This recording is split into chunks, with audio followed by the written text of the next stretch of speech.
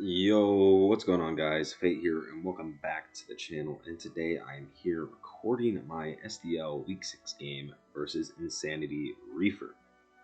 And this week I am bringing Choice Scarf Latios with Draco Psychic, Shadow Ball, and Trick. I believe I played a P2, hence the Trick. We have defensive Clefable. We played a Garchomp, so defensive Clefable was a must. Mega Aerodactyl with Stone Edge, EQ, Dragon Dance, and Roost. Nidoqueen with 3 attacks and T-Spikes, because I already had Rocks on the team, and T-Spikes would also help a lot here. Here's for Death, I'm playing against a Thundurus. We have Greninja here with Surf, Dark Pulse, Ice Beam, and U-Turn. Just a really solid mon in this matchup that hit everything, and the only thing it didn't hit was the Porygon, and we had U-Turn for that. Although we did not have a lot to deal with Porygon, usually against Porygon, my play was going to be to go to Aerodactyl and just start setting up Dragon Dances, because Ice Beam wouldn't 2-go. So, yeah, that was the plan there. And then we have Snorlax as the last mon, because, by the way, I didn't think he'd bring T-Wave. Obviously, that would be foiled if he did, but I would just keep setting up Dragon Dances until I was out of that, because I do have a lot of HP. And then we have Snorlax here as the last mon, which is mostly meant to switch into Reuniclus, and then it also helps with Thundurus. And yeah, that's the squad, so I'll bring you guys over to the battle. Yo, okay, we are back, and yeah, let's just get right into the replay. I'll put it on normal for you guys. So, I decide to lead my Nidoqueen as he leads his Kangaskhan. I wanted to get T-Spikes up early, and I thought he might lead Thundurus. So I do switch out there. I don't want to take anything from Kangaskhan, especially if it's Choice Band or anything. But I go Clef, get my rocks up, and he Circle Throws me out after, which is really interesting. And he drags out my Greninja, which was rough. And I did not want to get hit by the Kangaskhan or anything with my Gren. So I switch as he goes his Porygon, and now we are here. I Toxicate, getting a Toxic off just makes a lot of sense. As he teleports, he goes Jirachi. As I go hard Greninja, and this was definitely a huge misplay. I really should have expected the U-turn there, but I did not, and I get punished for it. Then he goes to his Kangaskhan, and he's going to fake out as I go Clef.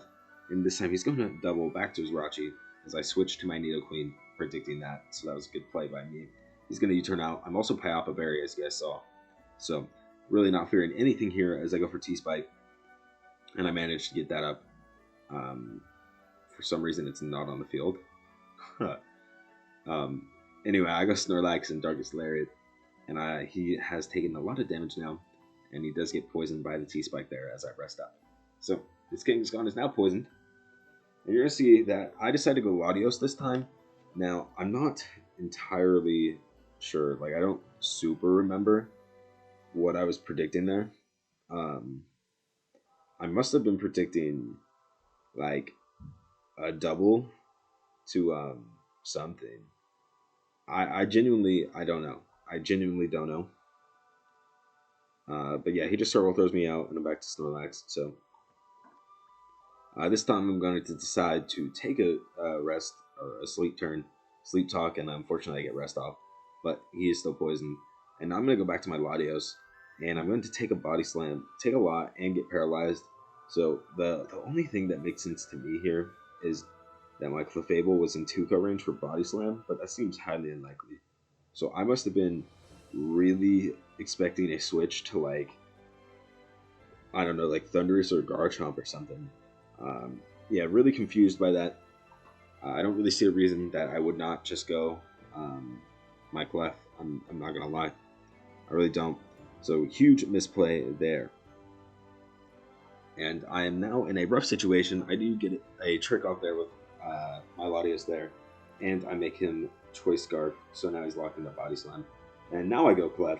And as you can see, I was not in 2-go range. And then I soft boiled up. And he Body Slams me again. And I soft boiled up. He unfortunately gets a para. And I could have Moonblasted earlier to avoid that. But I did not. So I am now paralyzed with my Clefable. I go to Nidoqueen here on his Thundurus. He defaults to the Rocks and T-Spike away.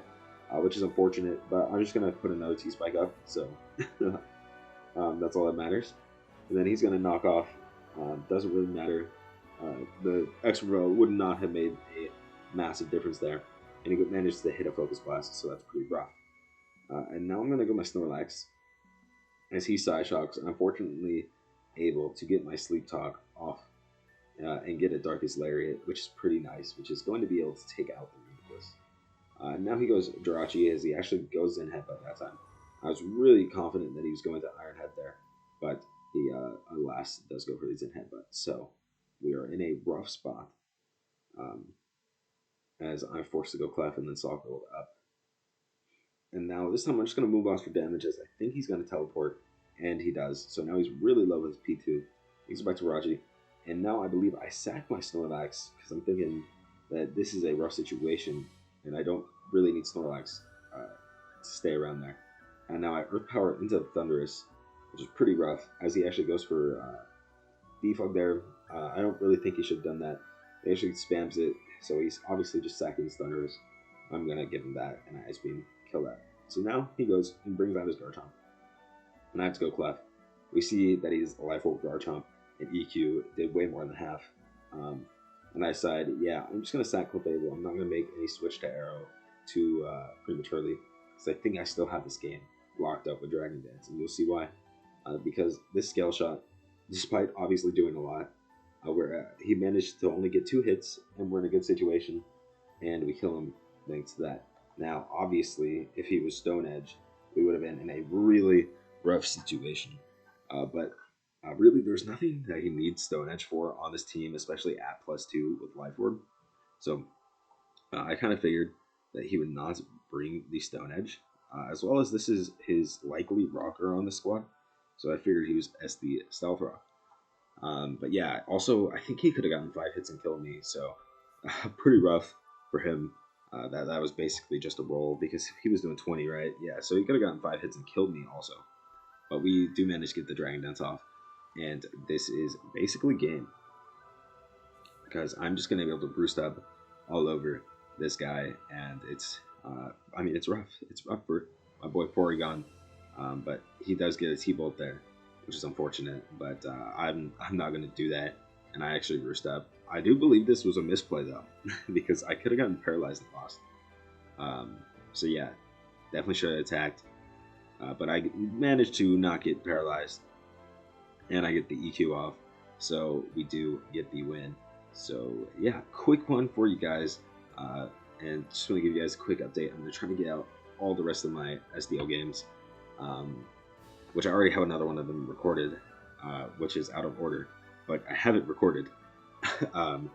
And then I'm going to try to get the rest of my APA games out, and then I'm going to record my playoff runs for SDL and APA as well, and I might record my PWS and Treehouse Tour games, depending on how I'm feeling. Probably won't record those live at all, though. If I do record them, they'll be post-comp. So, anyways, thank you guys for watching. Like the video if you like it, and subscribe for more. Catch you guys next time.